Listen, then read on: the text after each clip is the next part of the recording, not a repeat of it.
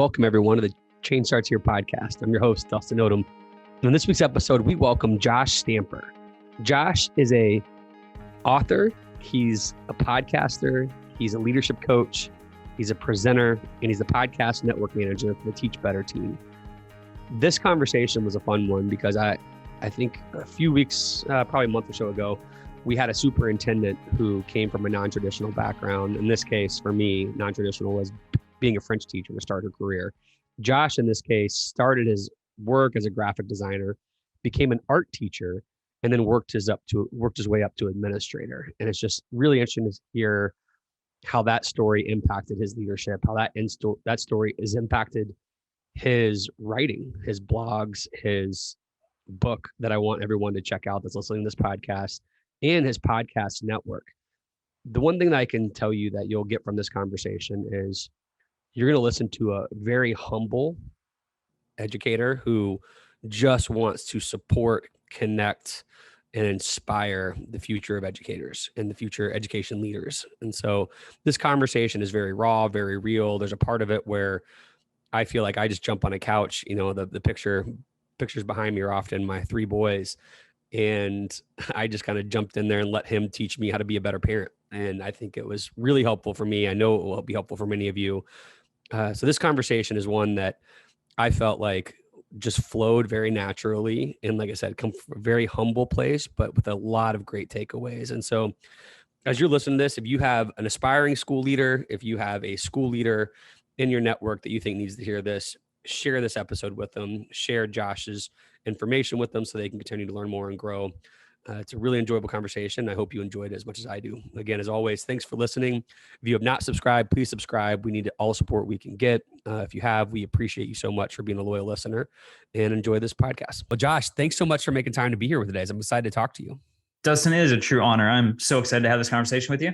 Yeah, well, I know that seeing that you have your own podcast and you have, I think, roughly 300 episodes, maybe a little lower, a little higher. I'm sure you're nervous about hopping on a mic and talking to us today. No, it's very much second nature now. Although when I first started the podcast, I will say I was extremely scripted. I hated listening to my own voice, but as you get into it and years after, I feel very much more comfortable behind a microphone and just having a conversation. So I'm excited about, diving into inspiring leadership with you. Yeah, I'm really excited to talk to you. So obviously, the first question that we ask everybody is, who are you and what do you love about what you do? Oh, goodness. So I have taken several iterations over my time in education. So I actually started as a graphic designer and the economy crashed and I quickly had to pivot and figure out what I was going to do with my life. Thankfully, I'm married to an extremely wise and wonderful woman. And she was like, well, what do you love? I came down to art and soccer. Those are my two loves. And so she said, well, what career can you do that kind of blends the two? And what I came up with was education. Obviously, I love kids too. That's a big component, but those were the two avenues that I was looking at. So I went back to school, was a coach, was a paraprofessional with special education. And during that time, the economy still wasn't very good in Minnesota, where I grew up and where we were at the time. And so my in-laws lived in Texas. We flew down for a weekend. I said, if we get jobs, we're going to move. Little did I know that actually was going to happen. We both got jobs one day and I was like, oh man, this is happening. So 2 weeks later, we were finding a house. We moved down here and the school year started. And so I was an art teacher for 6 years. My third year as an art teacher, I started coaching and my assistant principal tapped me on the shoulder one morning. I was going to get some coffee and he said, I see you as a coach. You've done a lot of things outside of your classroom lately. I think you should be a building leader someday. And I wasn't even awake really. And I laughed at him. I literally laughed in his face because I was like, this can't be real. I'm just learning how to be a teacher, how to be a coach. How could I possibly know how to lead a building? And so that conversation happened some more. Of course, I talked to my wife. And then a month later, I was in a master's program.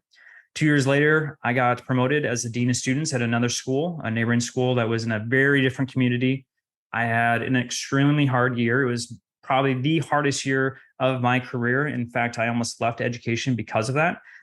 However, that year strengthened me as not only a leader, but then also finding my passions, which includes restorative practices and trauma-informed care. At the same time, my wife and I were going through foster care and I was learning trauma-informed practices as a parent.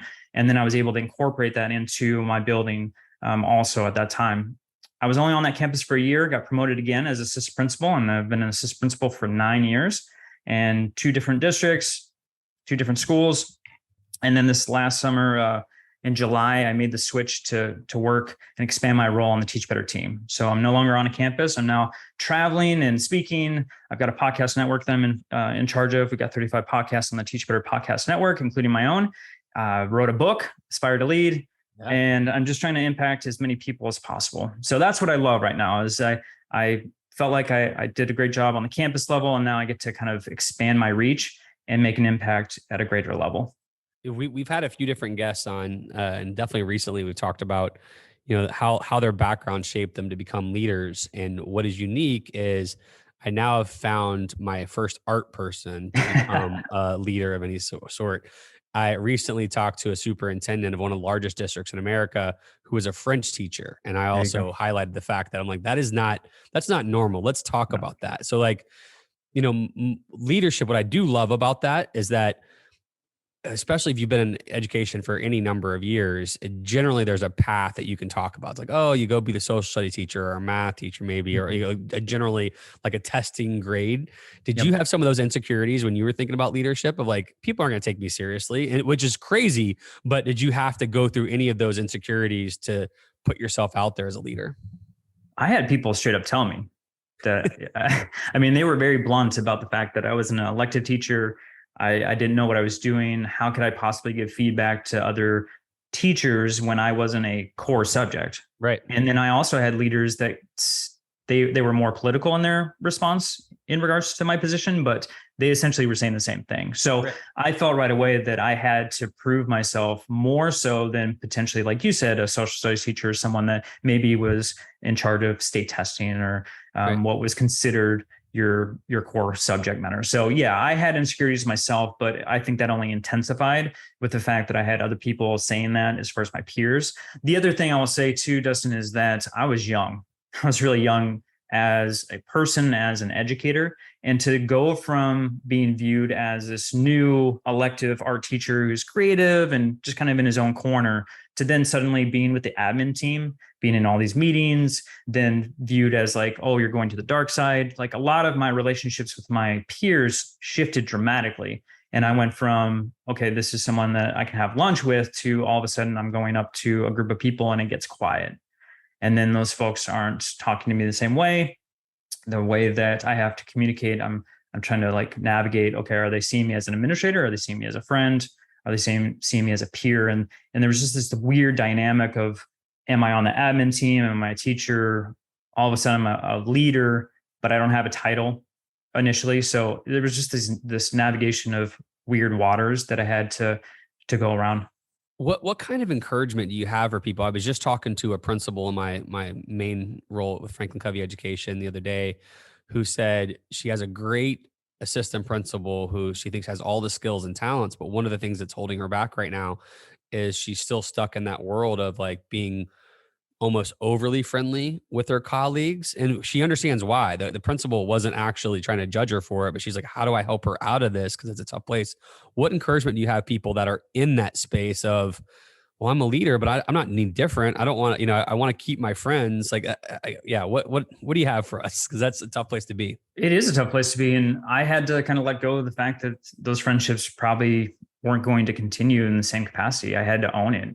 It sucked. I'll be honest. It wasn't something that I wanted to happen, because I had spent 6 years on that campus, and, you're going to baseball games with these guys, and you're going, to different social outings after work, and you have a different relationship. But I knew that if I really wanted this goal of becoming a leader on a campus, that there were some things that were going to be lost. And part of being an administrator in that role is that you have to provide feedback. You have to be in uncomfortable situations. And that was something that I wanted to move forward to, instead of, and then like embrace it versus just hiding from it. And there were some really uncomfortable times that were unfortunate. And there were some relationships that changed that I didn't want. But at the same point, I also had to keep my eye on the goal and say, okay, this is going to make me a better educator moving forward. Because at the time I thought there might be a chance that I was moved up on that campus. And if that was the case, then the peer-to-peer relationship wouldn't work. If I had to go in and do an actual observation on someone that I knew, I was going to have to assess them and then give them potentially critical feedback to make them better. And if they thought that I was a friend in the same way, that conversation would not go well. Yeah. So to that point, I mean, one of the hardest roles of any administrator is that observation kind of feedback cycle. Yep. It's hard if, I taught math. It was hard for me to even come in as a former math teacher to current math teachers. And I had data from like success of my kids. So at least that credibility was there. It was still really hard with that. Yep. What are some tricks that you were able, or, what strategies did you implement to be able to earn the trust of those folks so they took your feedback seriously and they made the improvements that were needed for their kids? Of course. So I'm going to kind of go back, Dustin, as far as like the art teacher piece, right? Because I had to prove that I was able to provide feedback and know what was going on inside other classrooms. So what I did was I went through a training so that we did what these quick walkthroughs, they were called. So you go in for 3 minutes and you're just taking data on your phone. There's a program that we had. And so really I met with every single teacher prior to saying, one, is it okay for me to be in your classroom? Two, I'm not looking at you or judging you in any way. I'm literally taking data on what the students are doing. So actually breaking it down for them so they understood prior to me even entering what I was actually doing. And I showed them, I brought the program up. So that way there was no judgment, right? It was just me taking data. And then afterwards, I asked them if they wanted feedback on what I saw. And that way it was more of a partnership. It was something that we were coming in together versus, oh, I am a leader. I'm coming in. I'm going to come down on you. It's a gotcha moment. You better be out of your desk. You better be moving around with the kids. It wasn't that. It was, okay, if you want this tool, and I did implement something similar, which was a backwards observation where I would actually tell them, okay, what would you like me to come and view versus me just coming in and potentially looking for something like that. It was very potent as far as what they wanted me to come in. For instance, am I asking higher level questions? Am I walking around the classroom in all aspects? Am I having collaboration occur? So there was different aspects that, those backwards observations helped. And I really honed in on that piece and created that in my next campus because of the work I did with these 3-minute walkthroughs and that partnership that I had with them. So letting them know that it was, again, a partnership piece versus me just coming in as a gotcha moment. Yeah, I think so. One of the things you said earlier in your intro is you experience, and I don't want you to put you on a spot to share things that you're not prepared to share publicly like that. But when you talk about you went through the hardest year as an educator and almost left education, that's something that every educator that I look up to has experienced at least once. And I would say a lot of those folks who are still in it have experienced multiple times over the last few years in ways they never have. Can you just give us some insight? And you don't have to go as specific as the story itself, but what were some of the components of what made that the hardest year possible? And how were you able to overcome that? Of course. So no, I'm very transparent. You can ask me anything, Dustin. So yeah, that I was just underprepared for the needs of that campus. I felt very confident in the role of dean of students. My assistant principal, my mentor, she was the assistant principal at the time, Sanjay Pegram. She gave me every opportunity. So, I felt like day one, I knew the role. What I didn't understand was the campus I was at prior was very affluent, and the needs of that campus was extremely different to the Title I school that I was in the following year. And the things that were happening in the community were spilling into the campus. And I was using 3 different things. I was using detentions, ISS, and OSS. And OSS probably more often than I would have liked because of the severe behaviors and things that they were bringing onto the campus. And so what I was doing was I was sending those students right back into the community. And guess what? They were only getting in trouble out in the community, which then was a cycle of coming back onto the campus. And so I was just beaten down in the fact that I felt like I was useless. I was using these tools, but the behaviors and the things that were occurring on the campus weren't being like getting better at all. It was only intensifying. And so that's where I was kind of like looking into the restorative practices and pieces like that, because I just didn't have any hope in the moment. And I just felt like the staff wanted me to be something that I wasn't. They wanted me to just bring the hammer every single time for these students. And the kids just didn't know certain aspects of how to be successful and how to work through like emotional intelligence. Any adversity was typically a behavior that we didn't want to see in the classroom or in the hallways. So it was more about, okay, well, we need to teach these students how to work through adverse situations. There's obviously trauma going on in their lives, and trying to work with the staff to look at some alternatives because the things that were in place were just not working. And so I was at a spot that was just despair, in the sense that I felt like I was going to come in, put my cape on, be Superman, be everything that this campus needed to be successful. And that quickly changed to, you're not doing it right. You aren't, hammering these kids left and right. We need to kick them out of school, things like that. So, it was one of those things where I had to find a balance and kind of educate the staff, because our student population had changed over the last couple of years and they weren't used to the problems that were occurring. So what can we do differently to make sure that we're finding success? And so I started that process. I felt really good by the end of the school year. I didn't realize I was going to get promoted and move to a different campus. So I felt like we were moving in the right direction. And then of course, when I moved to that next campus, then it was like, I was gung ho. I had my passion, my vision, and the school that I went to had similar behaviors on the campus. So I was able to start to work through the restorative practices piece and really hone in on like the behavior matrix and some of the practices moving forward. Yeah, to that point, I mean, I think I've read a few of your blogs that you've written with your wife that I think is Yeah. really interesting.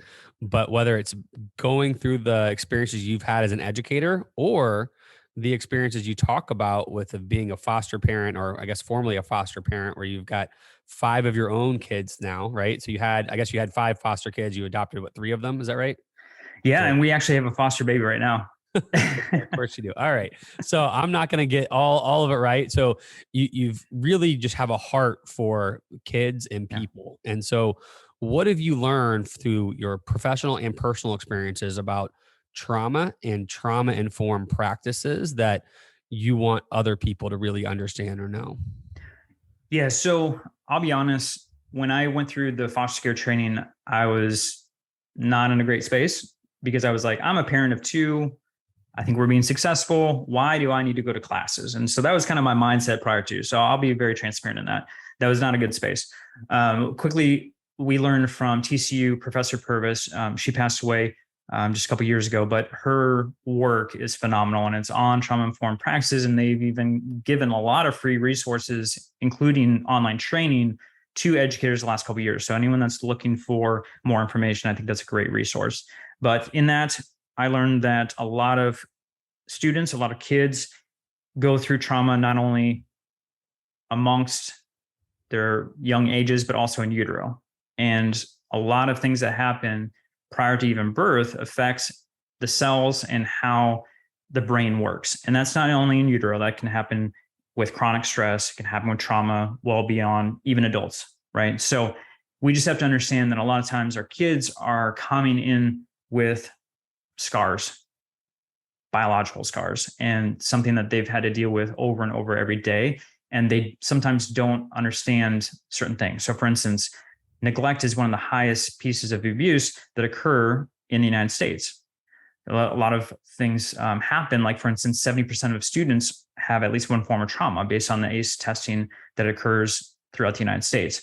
And that's across the world. So like we have to understand as educators that the majority of our kids have gone through some crazy experience that we don't know about. And so the way that we communicate with them has to be different. So for instance, like I was growing up, if I was running down the hallway, I was going to have an administrator, I was going to have a teacher screaming at the top of their lungs at me, where I'd have probably spit all over my face. And, there would be some type of consequence that would follow with that, right? It was punitive.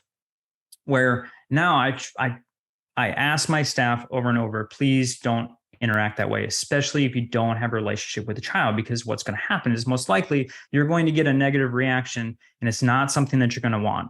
And so I asked them to be a window instead of a mirror, meaning that you need to let that negative behavior go through you instead of replicating that to the child and only escalating the emotions, because a lot of our kids don't know how to regulate those emotions, in which case then we're going to get it to be a situation where I'm going to have to be involved, and it's going to get much bigger than it needs to be over probably something as small as running in the hallway. So it was just a whole lot of training that happened with our staff as far as how to de-escalate, how to work with our students about them understanding their emotions and working on, how that behavior needs to be taught versus just assuming that they have these skills moving forward.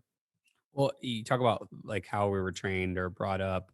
I even think about, you see my kids behind me, Yeah. Luke the other day. Again, I love my kids, but they are as tough as I was at their age. And so I can right away, I was in one of your blogs too about the power of de-escalation. And Mm-hmm. so it's convicting to me because I can just think of Luke in my house, of him getting upset and my voice level just continuing to go up. And it Yep. actually doesn't solve anything. But in my head, I think, I am the alpha. I am the person that you have to listen to. Right. This is going to fix it because you're not going to outshout me. It's so convicting. I think the part that I would say, if I were honest, is I tried to unpack this in the Sure. week or so of since diving into your work. I think for me, the part of it is of like being the window is, well, am I still showing him that there is authority in life? Like, you still have to respect authority, right? Because when he goes out into the world, he has to respect his bosses, he has to respect laws. And I think part of me struggles with, like, the insecure wise of like, if I go to the Sure. window, am I just being weak? Am I just kind of letting him blow up and be whatever he's going to be? Have you ever heard that before? Have anybody Oh ever my goodness, pushed back yes. me that way? So, All help me the through time. it. Let's have our own session here, and Yeah, then I love it. hopefully people learn from it. No, I think that's the main thing for educators, is, especially with teachers, and I was the same way, is the power component, right? Like, we don't want to lose power, and Right. we're so fearful of that. And what I say for that is that just because a kid, and I'm not going to use your son, I'm going to say a student in the hallway, right? You can call him Luke. It's fine. So if a kid tells you to F off, like, you are the one that either transfers the power or contains the power. You don't lose that because a kid reacts in a negative way, right? Okay, I know you need to calm down. We're going to have this conversation later, right? That power still exists. So they understand, okay, the de-escalation needs to occur in this moment. Because honestly, if we think about it, and I'm talking about students with trauma for the most part, an escalated behavior, the brain may take 45 minutes for them to get to a state where they even listen to the words coming out of your mouth. Wow. Where they don't even input that, right? So if we have that understanding, and that's not normal, typical, two-parent household, that they're feeling loved every day and all their needs are being met. But for a student that's had some form of trauma, it could take 30 to 45 minutes for the brain to get to a state where it's not in survival mode. It is calmed down in, okay, rational conversation. And now I'm able to learn through my behavior, in which case that's when the conversation needs to happen of the potential consequences that are going to happen. Okay, how are we communicating? I see that you got to a red state of emotion. How are we going to not get there, right? We need to recognize how we're feeling, where we're going to go to de-escalate or calm down, or give them strategies. So that way, as an adult, they have these skills so that when it is time to have that conversation, the boss or someone else, right, of authority, that they're not making the same mistakes as an 11-year-old, as a 12-year-old, as a 14-year-old. Well, do you find, and I don't know if it's, after a long day. So I find it with my students, I feel like I was really understanding with that. To your point, every time if I was told to F off at one point. Oh yeah. And I didn't take it personal at all. Like, I didn't even think about the possibility it's personal. And I have no idea. And I talk to my wife all the time because she's a teacher and now administrator at her district. Why, when it comes to our kids, I lose all the professional ability that I've had for years. Why is that? Because you've learned this too. Oh my gosh, yeah. I mean, my wife constantly is like, okay, start being administrator Josh, not father Josh. Yeah. And then I'm like, okay, I gotcha. And then I have to be like, okay, fill in the blank child, let's go and take a walk. And honestly, the walk is probably more for me to de-escalate than the child. So, or it's like, tag in, tag out. You need 30 seconds to calm down, and then you can come back to the child and have that conversation, because nothing's going to be, so, and me and my wife have to check each other. We got accountability partners at home too, of, we're in the emotional state and we're not, we're only going to escalate the situation and it's not going to be something good. So I think that's human nature. As a father, this too, you love your kid unconditionally. You want the best for them and you want them to be productive adults later on. And so it is frustrating, especially when you constantly are telling them over and over and over. And I have to remind myself that, for some of my kiddos, there's a biological piece there, and it might take them more than it would my biological children. Some of my biological children, I could look at them and, my daughter, she'll cry on spot. Like she knows like she's disappointed me in some way and she's going to change the behavior immediately. That's not every kid, right? So you have to understand, each kid's different, and as a father, sometimes I need to time out just as much as they do. Well, I didn't realize that we would shift so quickly into Dustin lays down on the couch session. So I appreciate it. But it's your point, like trauma has always been there, and it's just becoming more and more talked about and more prevalent in the need to really have trauma-informed practices. And so I just want to encourage people to continue to dive into your work, but also people, other folks that are, the leaders in this work. Yeah. So when did you write your recent book, Aspire to Lead?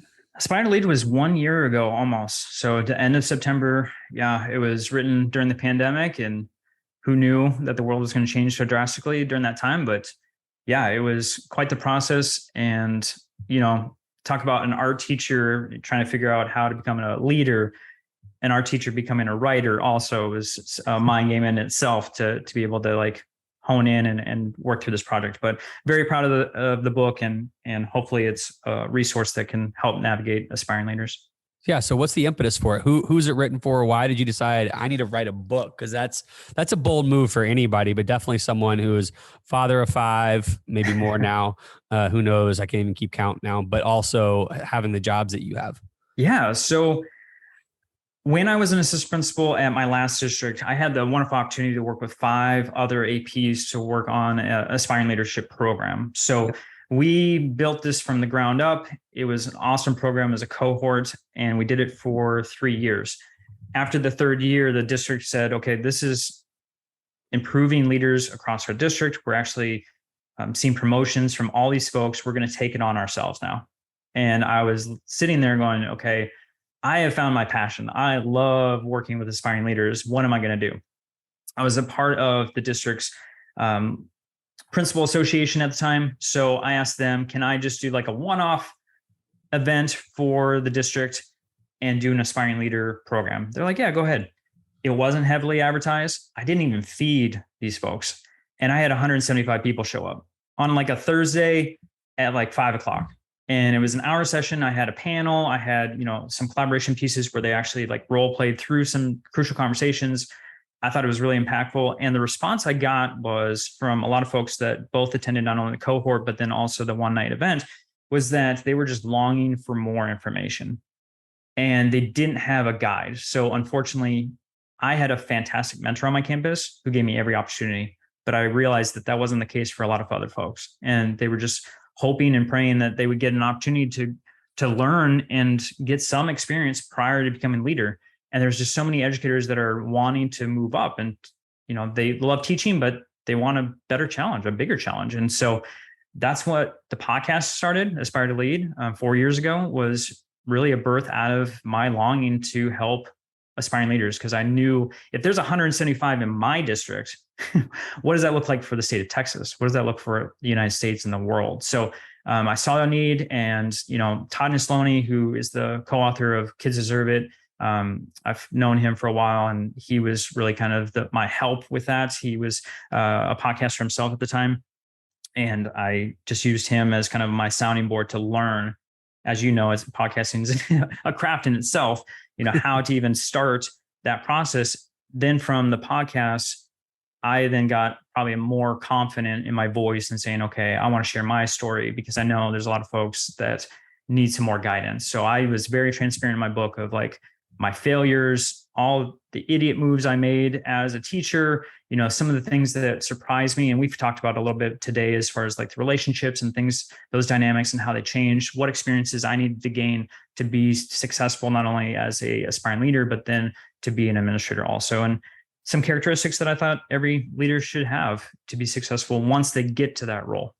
So I could spend a couple hours with you breaking down your book, but I'm curious, what are some of the most powerful ahas that administrators have had or aspiring leaders have had from interacting with your content? Yeah, I think what I've heard the most is the mentorship piece of understanding that it's okay to have multiple mentors in your life. And you're probably going to need to shift that as you get more and more experience and when your profession changes. The mentors I had as a teacher were far different than the mentors that I had as an administrator. And as administrator to now my role as kind of more business oriented, those things have shifted drastically. And then also, do you have mentors for your relationships? Do you have mentors for, if you're a person of faith? Like, there's other aspects that you need to hone in on, because we can't do this alone. And so often our teachers are trying to understand how to become an administrator someday without having a guide. And that's going to be a very difficult thing. But the other piece is like the identity piece, because so often we try to become the leader we think others want to be us to be, instead of the leaders that we truly are. And unfortunately, I went through that too. And I talk about that, of trying to become someone who I thought the masses wanted versus my passions, the things that I thought were true and values that I needed to hold on to. And, that 1 year that I talked about, that was part of my struggle. And I had to come to grips with, okay, other people may not agree with it. It doesn't mean it's incorrect. It doesn't mean it's wrong. So like, how can I actually be the leader I want to be versus those who want me to be that? So for me, one of my early leadership opportunities was, for lack of a better description, when I think about sports coaches, I think there are system coaches and there are player coaches, and they both have a role. And it's not that system coaches don't have the ability to relate to players and player coaches don't have systems. It's just what they lean into the most. And I followed a system person, and my strengths have always been relational player coach. And so I'm curious, it was crushing, I will say, trying to be someone I wasn't, because that person before me had so much success and I was trying to continue that success. What's your encouragement for folks that are following kind of the opposite leadership style, but trying to continue with some of the results and systems or processes that have been successful in that organization? Yeah, it's definitely a hard balance, especially if your principal is trying to get you to be one of those two things, right? Because you want to appease. Obviously, they're in charge of your professional well-being moving forward, especially if you want to advance. So for me, like, thankfully, my principals have always allowed me to be who I wanted. I was taking on what the teachers wanted me to be. So they definitely wanted me to be systematic in that. As you can tell, I am very much relationship based. So for that, I think, you have to be true to yourself. Otherwise, you're not going to be effective and you're going to feel burnout. And that's what I experienced. Was, as an administrator, it is hard. You're working 70 hours a week because of all of the pieces that are involved, right? All the events after school, we had things happen all the time. You're already stressed. It's already a difficult job. And then to pretend to be something that you're not every single day is just unhealthy. And it stacks up to the point where you get to the point where you're like, I don't even want to be here. I don't want to put on this facade, this mask that I have to put on of the disciplinarian that comes in and, whatever it may be. Right. So yeah, for me, it was just one of those things where it was just toxic. It was eating me from the inside out. And then I started to feel like it was showing, like, how I interacted with people. It was just not something that was beneficial for the culture of the campus. Yep. So as people are listening, what have been some of the more effective ways that you've heard leaders dive into this book? I mean, obviously they can go on Amazon right now, order it for themselves, but there's a lot of power in community. And so what have been some cool ways that you've heard folks, whether it's a district book study or school-wide book study? I mean, I'm just curious how people have utilized your books to come together. Yeah, I think the most popular way is a book study on a campus for aspiring leaders, because every chapter, well, one, it has a guest author, someone that's in leadership right now, who I felt was someone that spoke into my own life. One of my, like the mentor I talked about, Sandy Pegram, she's a co-writer in there, and she's got a contribution. But then also at the end of every chapter, there are specific questions to help you in the reflection process. Because I think reflection is something, and I have a whole chapter on reflection, but I think that's just one thing that we don't really see as something that needs to occur every single day. And it's not any fault to any person. I'm guilty of this also. It's just a time piece. But if it's important, we need to find time. And so, for myself, driving home after the day is done in the car, that is when I was using the reflective process to understand am I doing the right things moving forward? So I think, just that step-by-step process. I also have a free book study online at teachbetter.com/academy. You can go on there. You don't even need the book really to go through that course if you want. Of course, I'd love you to have that resource, but it's like 45 different videos of me just kind of expanding on each chapter and just giving some more stories and examples. And it's just supposed to be more of a additional supplementary piece to help people go through the book study. That's awesome. Well, before we end, I do want to ask a little bit about your own podcast because, Yeah. as I was mentioning before we started, you've got even more expertise than I have. So I look up to you. I was joking that you're going to be nervous today, and you've got way more reps than I ever have. One of the parts of this process that's been really enjoyable for me is just talking to so many really interesting people that I wouldn't have been able to talk to the way I'm talking to through this medium. Yeah. And there's a couple. I mean, every guest has their own genius they brought. So when someone asked me one time when I was on somebody else's podcast, "What's your favorite episode?" and there's no chance I could do that, or favorite guest, because I genuinely have liked every guest. There have been aha moments. Like I can go back to our first guest, Julie Morgenstern, who wrote a book called Time for Parenting, that I still use some of those strategies because it wasn't about being the first. It was about what she said to me that hit this blog because of, me escalating with this kid the other day. One of your blogs has helped me rethink how I need to be a parent. And so I'm just curious, what's 1 to 2 of those moments that you've had on the podcast that have helped you be either a better professional or a better person? Oh my goodness, that's a great question. So I think the most memorable is Rick Wormelli. And I always say his name different as far as the last name, but he is the author of Fair is Not Always Equal. And granted, it's not really a leadership book. It's really on standards-based grading and assessment. However, and you probably experienced this yourself, is when you talk with someone, sometimes there are people on the other end, you're just like, you are a genius. You are a much higher intellectual than I am. And I feel inferior talking to you. And he was one of those people, and he had just this genuine way of making you feel like an equal. And it wasn't so much the content, but just the way he made you feel. And then also the brilliance that he provided in that episode. I think also our conversation about the future of education toward the end, I kind of geeked out with him a little bit about like what that looks like. And it wasn't something that was scripted or prepared. It was just something organic that came out of that conversation. And I just wanted to talk to him for like 3 more hours. And honestly, after the conversation was done, this was before my book was even in concept. He asked me, "When are you writing your book?" And I was like, "What are you talking about? I don't have a book." And that conversation, of course, was a huge piece of why I wrote Aspire to Lead. And he didn't need to do that. He didn't need to spend extra additional time talking with that and offering for me to send anything to him to look at prior to. I mean, it was just the genuine piece of, I want to help you. I can see there's growth there, and I want to help in any way possible. And I just love that about him, about the conversation. And I think any leader should be that way, right? We should be looking to build up everyone we're in contact with. Any interaction, they need to be feeling better about themselves and about their abilities when they leave. And that's something that I've tried to not only have on the podcast, but then also in my building, because we have so many short conversations and experiences.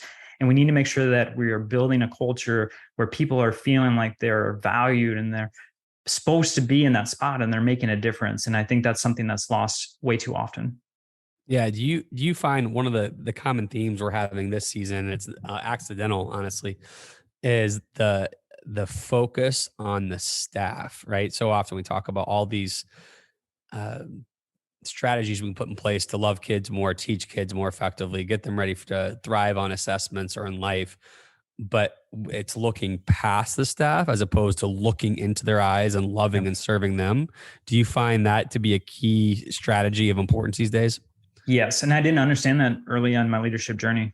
I was one of those things where it was like, oh, I'm the leader. You just do what I say. And that's how things are going to happen. And man, I was wrong. That's far from the truth. It is, especially the last couple of years, there has been, we talk about trauma for our students, but our staff goes through trauma too. relationships they're in that they shouldn't be in. And there's, some serious needs. Obviously, schools are under-resourced. Teachers are not paid the way that they should be. And sometimes, for a single mom that's got 3 kids, they might have issues putting food on the table, or there's other things where they didn't sleep the night before and they come in, they have a smile on their face and they do their very best to work with kids and they do a phenomenal job. But there's sometimes as leaders, we miss that. And we are so student focused that we just glaze past this sea of people that are in need and are desperate for different resources. And I think the last couple of years with the amount of death that's occurred and some of these other things that have been uncovered, it was obvious that it's not just trauma-informed care for our students, it's also for our staff. And what are we doing for their mental makeup? What resources do we have for them to be successful so they can come into school? Obviously, there's a sub shortage too. People don't want to miss school. If there's a need at home, am I just going to say, yes, please take care of that? I will figure out a way to handle that because I value you. I value your life. I value your mental health. Versus, okay, I don't have a sub, so just, you got to stick it out. I don't care if you cry in your classroom, you just deal with it the rest of the day, and it's just one of those things as a leader. I just want to make sure that my staff knew that they were valued. I saw them as people. Teachers are the most important staff on the campus. So how am I going to do the things that will make you successful every day? That's powerful to hear. And I really believe in my soul that if more leaders just focused on the adults and loved them, served them, treated them like they did with their students when they were teachers, I feel like so many of the challenges that we experience within an education culture, within a school culture, and the challenges of behavior with kids would get fixed pretty quickly. I mean, not perfect, but fixed because we're modeling the love and service of the adults who then can model that love and service for the kids. 100%. That's awesome. Well, before I let you go, we have the same 4 questions for everybody that I love to ask, which are kind of rapid fire. They're supposed to be. So to that, what's a habit or discipline you utilize on a daily or weekly basis that makes you the best version of yourself? Boundaries. And by doing that, my calendar is my greatest asset. Obviously, I've got 6 kids. I've got a wife. I've got a lot of different jobs that we've talked about. So, a calendar to really delegate my time. The popular term right now is quietly quitting. And I don't love that for a lot of different reasons, but I think a better term for it is creating boundaries within your profession. Obviously, as an administrator, if we're not careful, we can work an insane amount of time and not see our family at all. And I'll be honest, a spurt in my life that occurred. And it was not healthy for anyone involved, campus or myself. And so I had to put up some boundaries. And by using a calendar, that helped me be more efficient about my time, what was valuable, what were things that I needed to make sure that I was setting time aside. And I'll be honest, family is in the calendar, times with my wife, times with my kids. Like that is something that has to be intentional because if I don't do that on a calendar, then it might get lost. And too often that occurred. And they are way too important to me to let that slip away. And the same with the campus. Obviously, that's important, but there are certain tasks that I need to delegate to someone else. There are certain things that aren't as important that need to get done on that day that could be taken care of tomorrow. And just understanding and that takes some time, of course, being in the role to understanding what are the most important things that need to happen. But I had a superintendent say, you need to shoot the alligator closest to the boat. Well, that was me as far as administration and making sure that the things that were important were taken care of in that moment, but some things I could push on to the next day. And then of course the calendar was the thing that's helped me as a tool to be successful, not only on campus, but as a father and as a husband. Yeah, I'm reading a book right now that jokes about if we all said we just had more time, we'd be able to do it. But the true reality is that we would all spend that time probably just as inefficiently or ineffectively as we're doing now. And so we have to just look at our limited time and really 100%. own it, to your point. Yep. All right. So what book or books have you either read lately or throughout your career that you really think other people need to check out because they've been so instrumental in your development? Oh, goodness. I told you before, I am an avid reader. I love books. So Kids Deserve It. I'll put that up as one of my first books that I actually I'm a huge sports fan. You probably can see, right? So podcasts, books, any content was all sports. And so Kids Deserve It was actually the first educational book that I picked up. It just so happens that one of my good friends now is Todd Nisolini, but I think that was one of the most powerful pieces as a teacher. What am I reading right now? Honestly, I'm reading Superfans, which is a business book of all things. That's not educational. But I do think there's components that can turn into something that schools can work with, because, we talk about social presence on campuses, and too often we don't have one. And so we're not telling the story of our school versus letting other people make stories and post it on Facebook or whatever about what's occurring in the school. And so, making sure that you are building super fans for your school also is actually something that can be something that resonates as far as business to that. Poking the Bear by Dave Schmittou. I'm reading that right now. That just came out, and he's talking about all kinds of things. Dave's on the team, but he is not bashful about finding tough topics and trying to poke holes through it. And it's one of those things like, I don't know if I agree with you on everything that you're saying, but I also don't know if he truly believes everything either. It's just about having that difficult conversation and being uncomfortable to say, okay, at least put it on the table so we can talk about it, because that's how we figure things out. And there's so many things in education that needs to be fixed. Nobody wants to talk about it. Absolutely. That's so true. My wife's going through one of those Patrick Lencioni books of dysfunctions of a team, and difficult conversations is one of them. So when you're driving, when you're running, you're in Texas, so you're probably doing a lot of driving, walking through the neighborhood, working out. What type of music's on your playlist? Either songs, artists. I joked earlier about Miley Cyrus. I would not assume that, but I made a bad joke just to see if I get you to laugh. But I'm curious what's on your playlist. It's definitely not Miley. So I actually took my daughter, and this is a product of the pandemic. She's a avid music listener like myself. I took her to my favorite band, Smashing Pumpkins. We went down, and that was her first concert. And we were driving back, and I looked at her and I was like, "What'd you think?" And she just looked down and she was like, "That's a lot to input." Like, she was just trying to like put it all together of like what she just saw and experienced, but she absolutely loved it. So Smashing Pumpkins is my favorite band. Anything 90s alternative, I've got that playlist. I was listening to Silverchair on the way to drop the kids off this morning. So Pearl Jam, all that kind of stuff. So that's where I fall. Nirvana. I haven't had a Silverchair reference in years. I'm going to have to listen to that on my drive today. But Smashing Pumpkins, I might have been one of them. That's funny. Years and years ago, might have been, it's when Today was hot, might have been one of my first concerts. So that's funny that you took your daughter to see them. Yeah. We got the band t-shirts and everything. We rocked out. It was awesome. That's awesome. So you run, or you help oversee or work with a podcast or a network of podcasters and thought leaders. You're around awesome, just people all the time, and awesome leaders all the time. What's the best piece of advice you've either heard from them, seen online, read in a book that just hit you right in the heart that you've got to share with others? Yeah.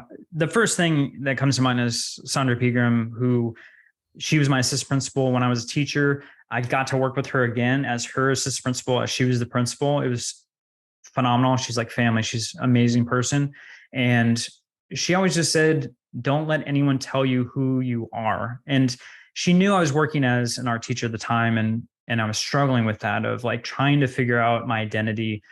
And I talk about this in the book too, of like, who am I as a leader? And she was just so instrumental of like not trying to mold me as herself, but allowing me to like figure it out, make mistakes, fall on my face constantly.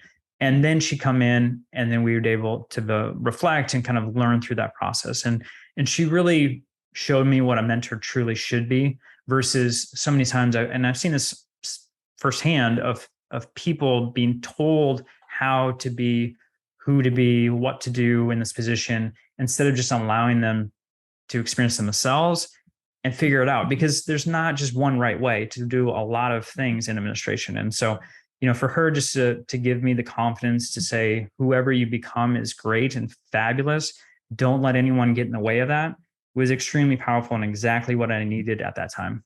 I'm laughing because I started this podcast, at least the pre part of this podcast, telling you I'm really going to try to get to 25, 30 minutes today. And it was so easy to talk to you, and the different topics that I wanted to go down, we just expanded upon way more than I anticipated. So I I want to encourage people, if they love listening to you today, because I definitely did, and love your genuine nature and just your that you share just your raw experience, as well as just really sincere advice, not in a way that you've got all the answers, but in a way that you're just processing what other great leaders are doing.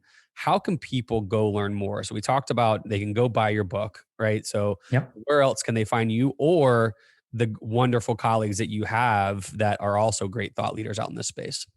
For sure. So joshstamper.com is my website. So you talked about the blogs there.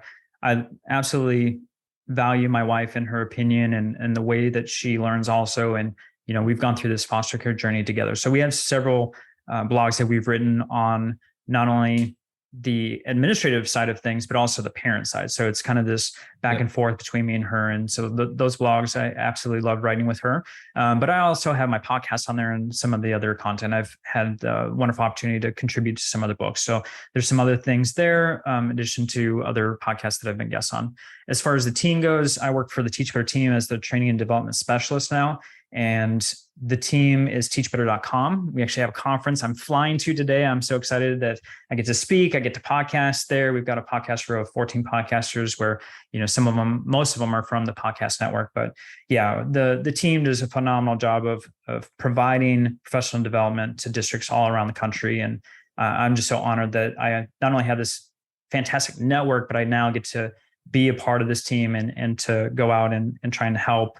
And my big thing is the trauma-informed care and restorative practices. I didn't mean to talk about that today, but of course that organically came out, and that's my passion. In addition to aspiring leadership, so I get to do both things. I get to work with administrators or aspiring administrators with our admin mastermind. So if you are looking for a community, if you're looking to learn from others, that's free. And it's something that we meet every Tuesday, but it's things like that where I'm just able to expand and impact others beyond just a campus. And I feel so blessed and fortunate to do that every day.